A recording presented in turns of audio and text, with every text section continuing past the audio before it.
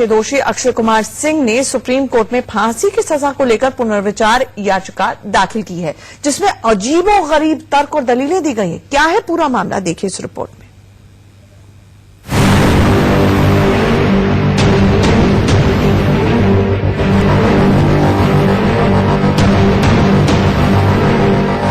निर्भया के गुनाहगार का दम घुट रहा है।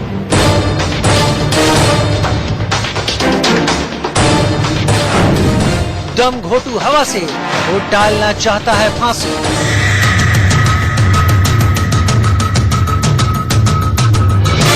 सांसों के संकट से टलेगा फंदे का डर।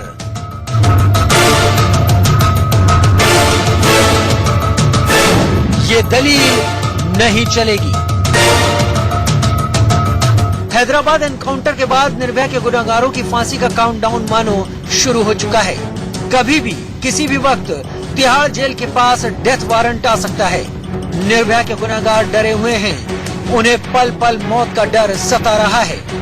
फांसी के डर से निर्भया के आरोपी सहमे हुए हैं। इसलिए निर्भया कांड के 4 दोषियों में से एक अक्षय कुमार सिंह ने सुप्रीम कोर्ट में फांसी की सजा के खिलाफ पुनर्विचार याचिका दायर की है। अक्षय सिंह को ट्रायल कोर्ट ने फांसी की सजा सुनाई थी। इसकी सजा को दिल्ली हाई कोर्ट और सुप्रीम कोर्ट ने भी बरकरार रखा था। आरोपी अक्षय ने पुनर्विचार याचिका में सुप्रीम कोर्ट से फांसी की सजा पर फिर से विचार करने की मांग की है। दोषी ने सुप्रीम कोर्ट से पुनर्विचार याचिका दाखिल करने में हुई देरी के लिए माफी की बात कही है। साथ ही याचिका में अक्षय ने दलील दी है कि दिल्ली एनसीआर में वायु प्रदूषण खतरनाक स्तर पर है। दिल्ली गैस चैम्बर में तब्दील हो चुकी है। साथ ही यहाँ का पानी भी जहरीला हो चुका है।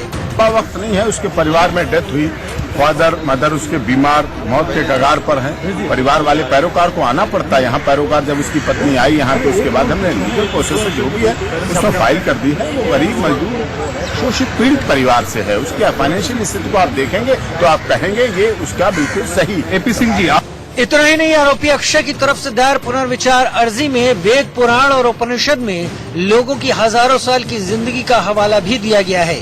अर्जी में कहा गया है कि धार्मिक ग्रंथों के मुताबिक सतयुग में लोग हजारों साल तक जीते थे। त्रेता युग में भी एक एक आदमी 1000 साल तक जीता था, लेकिन अब कलयुग में आदमी की उम्र 50 से 60 साल तक सीमित रह गई है। बहुत कम लोग 80-90 साल की उम्र तक पहुंच पाते हैं। जब कोई व्यक्ति जीवन की कड़वी सच्चाई और विपरीत परिस्थितियों से गुजरता है तो वो एक लाश से बेहतर कुछ नहीं होता। आपको बता दें कि 9 जुलाई 2018 को सुप्रीम कोर्ट ने निर्भया गैंगरेप मामले में 3 दोषियों की पुनर्विचार याचिका खारिज कर दी थी। चौथे आरोपी अक्षय ने अब तक पुनर्विचार याचिका दाखिल नहीं की थी। कोर्ट ने कहा था कि सारे मटेरियल पर गौर करने के बाद हम पाते हैं कि पुनर्विचार करने का कोई आधार नहीं है। सुप्रीम कोर्ट ने विनय, मुकेश, पवन की पुनर्विचार याचिका पर फैसला सुनाया था।